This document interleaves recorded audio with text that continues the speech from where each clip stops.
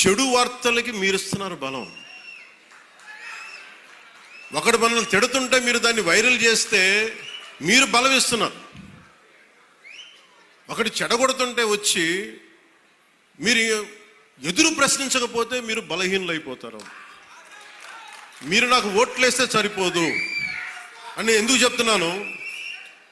5 సంవత్సరాల పిఠాపురంలో గత ప్రభుత్వంలో ఒక్కసారి మీరు ప్రతి ఒక్కరు మేధావులు చాలామంది ఉన్నారు, పత్రికేయులు ఉన్నారు, చాలామంది విభిన్నమైన పార్టీల నాయకులు ఉన్నారు. ఈ గత 5 సంవత్సరాల కాలంలో ఎన్ని కోట్లు ఖర్చు పెట్టారో ఒకసారి అడగమని చెప్పాను. నువ్వు పేరంటాలకి రాలేదు, పబ్బాలకి రాలేదంటే